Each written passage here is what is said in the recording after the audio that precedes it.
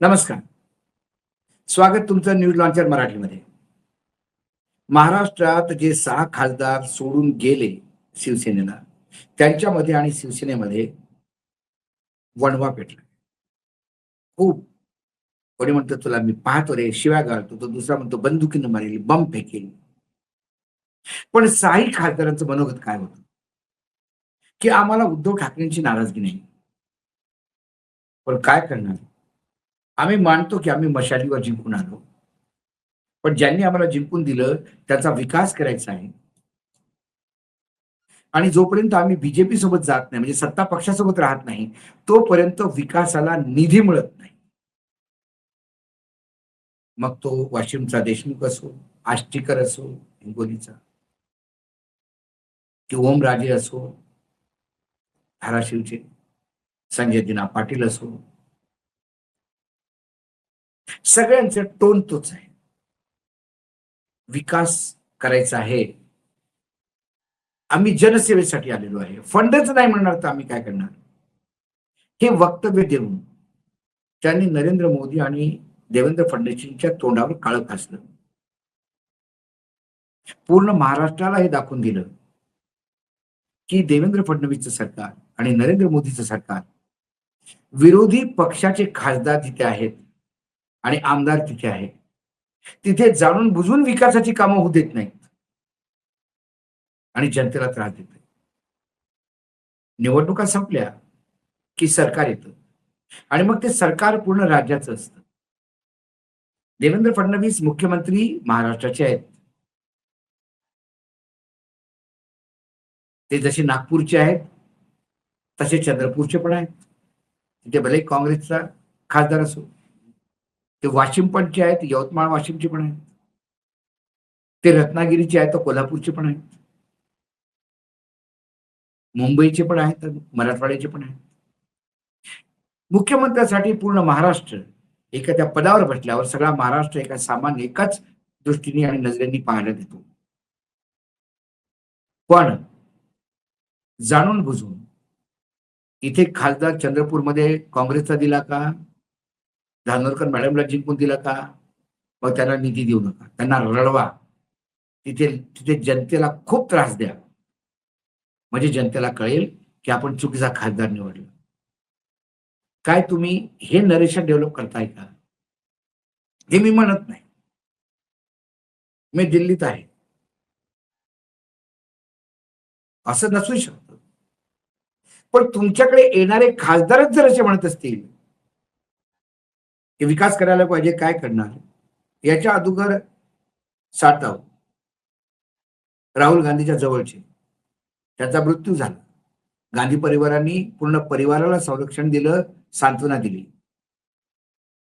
सातवच्या पत्नीला विधान परिषदेमध्ये जागा दिली.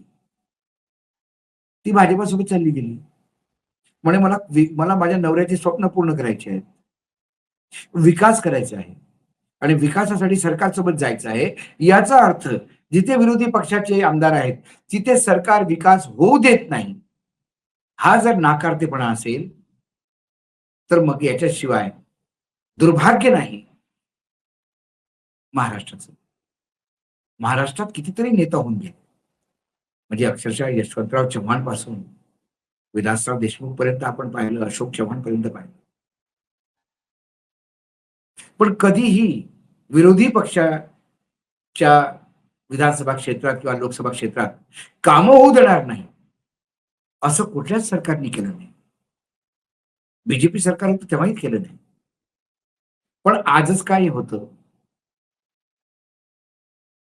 कुठ कुठेतरी काहीतरी गडबड आहे.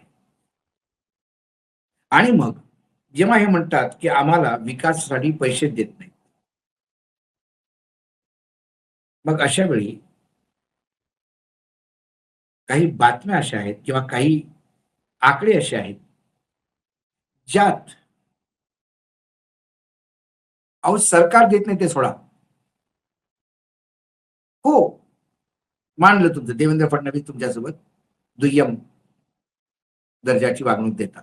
नाही देत तुम्हाला फंड. पण तो फंड तुम्हाला मिळतो खर्च करायला. तो तरी तुम्ही खर्च केला का?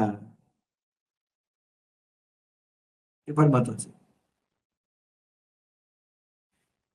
शिवसेना शिंदे गटात प्रवेश करण्याचं कारण विचारल्यावर विकास निधी मिळत नाही, कामं होत नाही, अशीच कारणं पुढे आली, जे मी तुम्हाला सांगत होतो.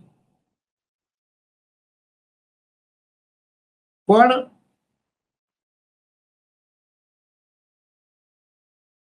जे खासदार फुटीर म्हणजे जे सोडून गेले, त्यांचा जो खासदार स्थानिक क्षेत्र विकास अंतरयोजनागत जो त्यांना फंड मिळतो, MPLADS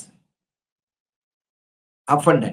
हा प्रत्येक वर्षाला खासदाराला 5 करोड रुपये मिळतात. त्याला तो खर्च करायचा असतो. प्रत्येक खासदाराला वर्षाला काही विशिष्ट कोटी रुपयाचा निधी मिळतो. हा निधी प्रामुख्याने रस्ते, सार्वजनिक आरोग्य, पिण्याचे पाणी, शिक्षण आणि स्वच्छता यासारख्या कामासाठी खर्च केला जातो. जे लोक म्हणतात की आम्हाला विकास निधी मिळत नाही म्हणून आम्ही गेलो, पण तुम्हाला जो खासदारांना विकास निधी मिळतो त्यात तर काही अडचण नव्हती.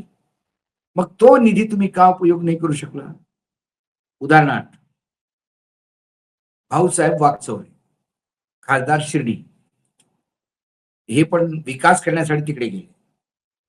आता यांना एकूण 14,70,00,000 निधी मंजूर झाला.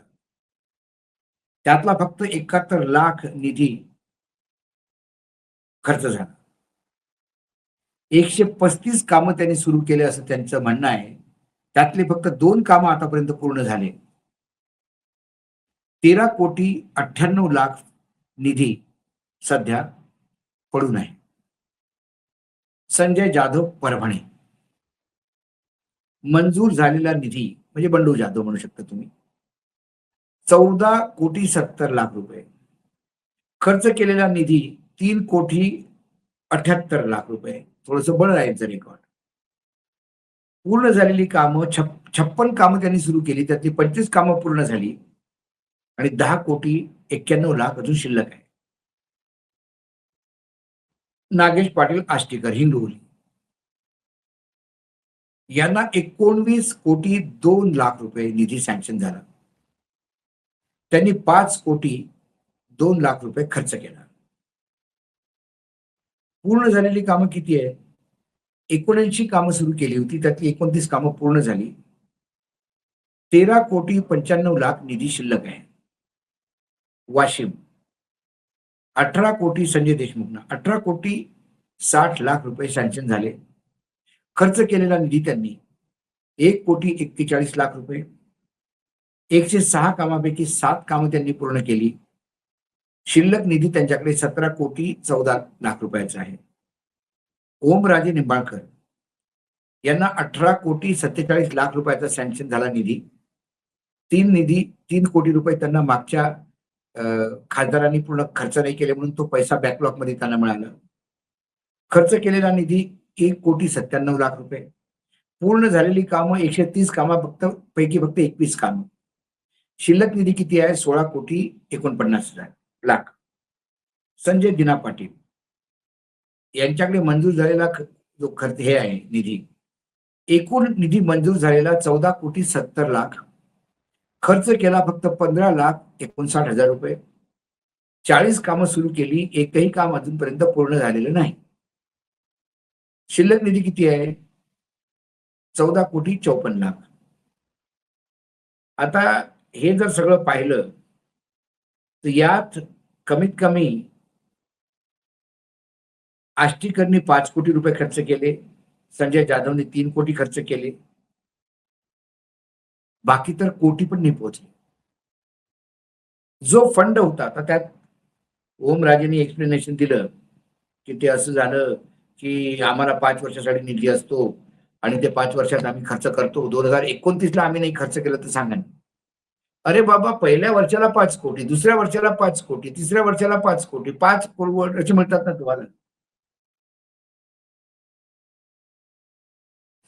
त्या 5 कोटी मधले किती केले? तसं पाहिलं तर 25 कोटी मिळतात. हा सँक्शन निधी तुमचा जो आहे 14 कोटी ज्याला मिळालेला आहे त्याचे 10 कोटी 2 वर्षाचे आणि 4 कोटी मागच्या खासदारांनी न केलेला खर्च तो त्यांनी जोडला की भाई तुझ्या कॉन्स्टिट्युन्सीमध्ये मागच्या खासदारांनी हा करू शकला नाही म्हणून ते 4 कोटी बॅकलॉग म्हणून तू जोड आणि खर्च का नाही तुम्ही 14 कोटीच्या 14 कोटी खर्च करता? तो म्हणतो प्रत्येक बूथला 1-1.25 लाख रुपये मिळतात, तर मग प्रत्येक बूथला करण्याची गरज नाही ना. पूर्ण कॉन्स्टिट्युन्सीमध्ये काही तर ठिकाणी खर्च करा. जिथे अत्यावश्यक जरूरत आहे तिथे तर खर्च करा. त्यातही तुम्ही 17-60 कामं चालू केली, एकही काम पूर्ण झालं नाही. त्यामुळे ठेकेदारासोबत काही साठगाठ पूर्ण झाली की नाही झाली असा विचार येतो लोकांच्या मनात. त्यामुळे स्वतःकडे जो निधी आहे तो तर पूर्ण तुम्ही खर्च करू शकत नाही. 2029 मध्ये तुम्हाला 25 कोटी रुपयाचा तुम्हाला द्यावं लागेल. 25 पेक्षा जास्त. आता जर ते 3 कोटी जर मागचे बॅकलॉग मधचे आहे, तर तुम्हाला 28 कोटीचा हिशोब द्यावा लागेल. 1.5 वर्षात काय नुसतं आम्ही इकडनं-तिकडनं आपलंच काम करण्यात गेले, की कधी कॉन्स्टिट्युन्सीला वेळ दिला. त्यामुळे हे भाकड कथा आहे, की विकासाचा निधी मिळत नाही, असं होत नाही, तसं होत नाही. निधी मिळाला स्वतःसाठी, निष्ठा बदलली. 50 खोके एकदम ओके. ही वस्तुस्थिती आहे. आज न्यूज लॉन्चर मराठीमध्ये एवढेच. पुन्हा येतो काही विषयासोबत. तोपर्यंत नमस्कार. पाहत राहा न्यूज लॉन्चर मराठी.